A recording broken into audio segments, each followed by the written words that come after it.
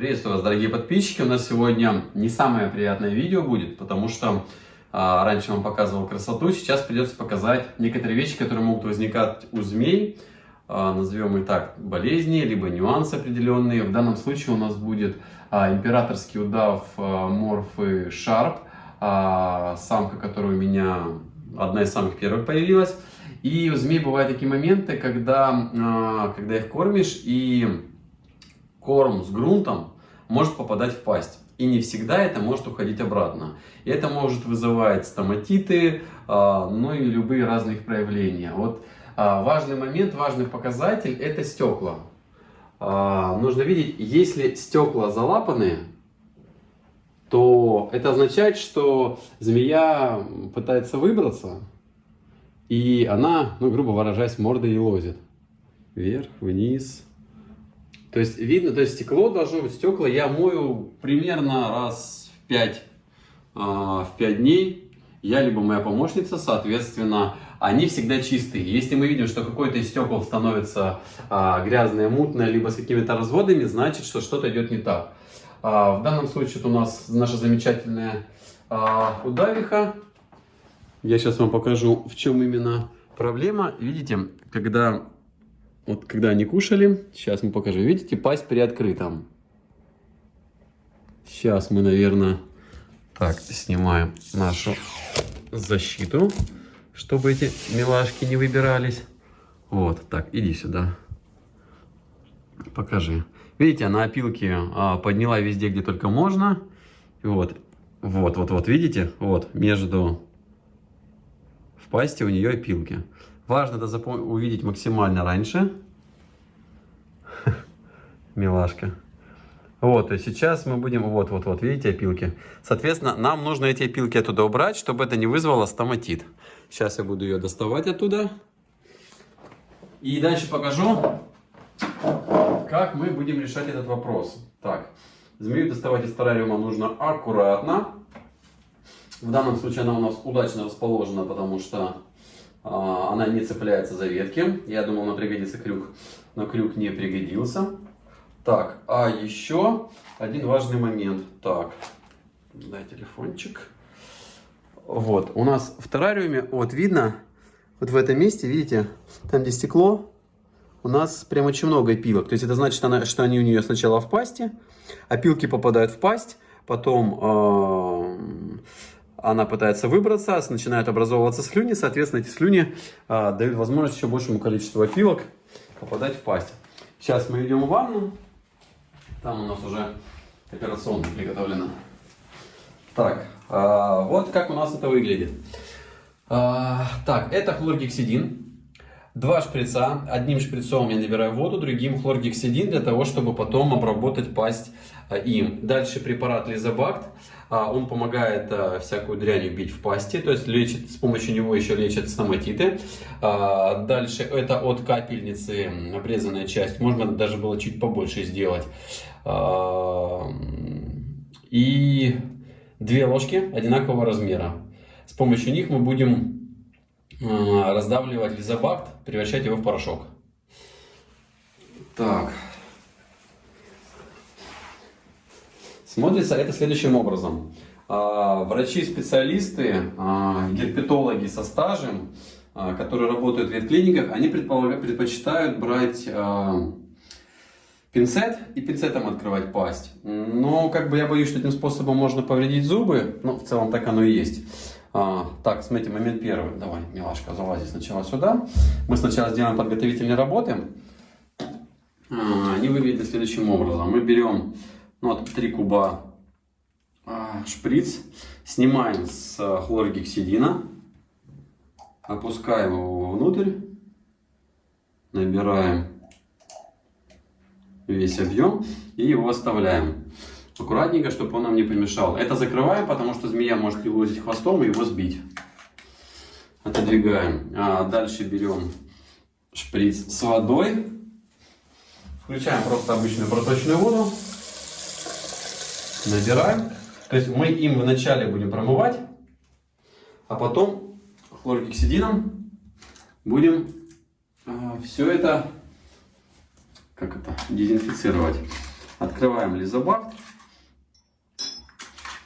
Берем одну таблеточку. Старайтесь ее максимально не намочить, потому что если чуть-чуть намочите, то ее сложнее потом будет давить.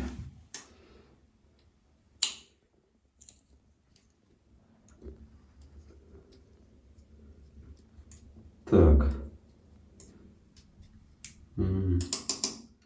Получилась у нас доза. Ха-ха-ха. Вот. Ага. Вот она выглядит как такой мелко измельченный порошок, который мы будем засыпать в пасть. Так, смотрите, вначале мы берем нашу капелицу отрезанную. Наша задача это открыть пасть и закрепить ее там дважды. Вот смотрите, мы сейчас отодвигаем ее скулу, да, мы уже видим очень много опилок. Мы берем.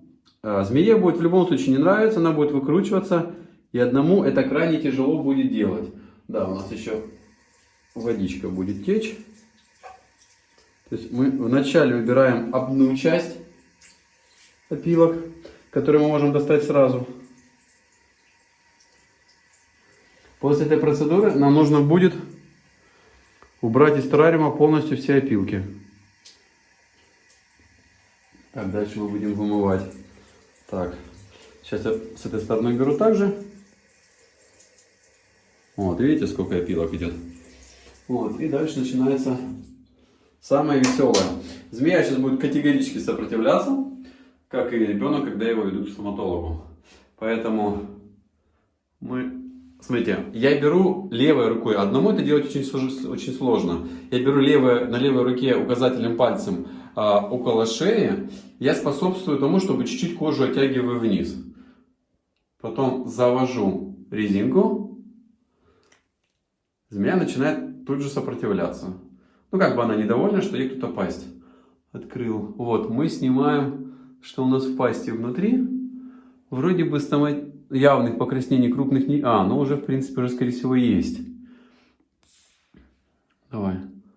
Вот, видите, оно все осталось по краям, соответственно, нет, хотя явно красных нету моментов, но стоматит уже может начинаться.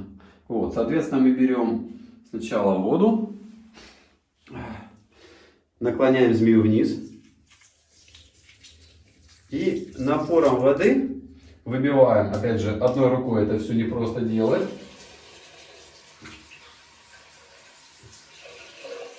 Снимаю. Но лучше, конечно, это делать с кем-то, потому что ловкость рук и никакого мошенничества. Так, дальше снова берем, открываем пасть, наклоняем и вымываем все из пасти. То есть наша задача, чтобы пасть стала абсолютно чистой.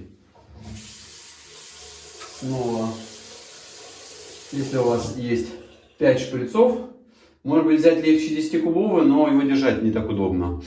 Потом самое сложное, нижнюю часть. Так, вот лучше брать ее подлиннее, потому что иначе она может выходить. Так, вот, мы в принципе первый этап сделали. Львиную долю убрали. Дальше мы также наклоняем обязательно вниз головой. И в пасть заливаем хлоргексидин. Так, этот момент мы сделали. И дальше, следующий момент, нужно быть очень внимательным. Мы даем возможность ему стечь, чтобы она его не напилась. И самая сложная процедура. Во-первых, нам нужно сделать так, чтобы она пасть открыла посильнее. Она прям сегодня спокойная. Не, покраснения уже очень хорошие, видны. Так, и дальше мы берем лизобакт. Пасть делаем так, чтобы приоткрывалась посильнее. И очень легкими движениями мы присыпаем всю пасть. Вот нужно максимально равномерно. Дальше очень важно. В таком же состоянии, чтобы у нее сверху оставалось все, мы убираем и переворачиваем. Соответственно, все, что было на верхнем небе, оно попадать будет и на низ. То есть таким образом мы добиваемся того, что почти вся пасть будет в лизобакте. Это будет у нее потом, будут там слюни белые вначале, ну само собой, потому что порошок белый. Далее я сейчас положу ее в моем случае, я повешу себя на альфа-гравити в моей комнате. Да. Она будет там висеть. Я уберу полностью, вторарим у нее полностью все опилки. Все замою, все зачищу, сделаю полностью дезинфекцию. Еще раз все промою, чтобы было идеально чисто, никаких запахов. Дам, чтобы это все высохло. И тогда только верну ее обратно. Эту операцию буду повторять 2 раза в день. То есть утром и вечером. Если вы работаете, то да, на это нужно будет потратить дополнительно минут 10. Так что вот такая вот штука. Это очень важно следить, чтобы грунт не попадал в пасть вместе с кормом. Поскольку кормлю я их вечером, то можно не заметить этого момента, когда она уже проглатывает пищу. Вот, поэтому на утро мы этот момент смотрим и, соответственно, решаем эту задачу. Надеюсь, видео вам было полезно. Если так, то с вас лайк, комментарий. Буду благодарен. Все, всем пока-пока.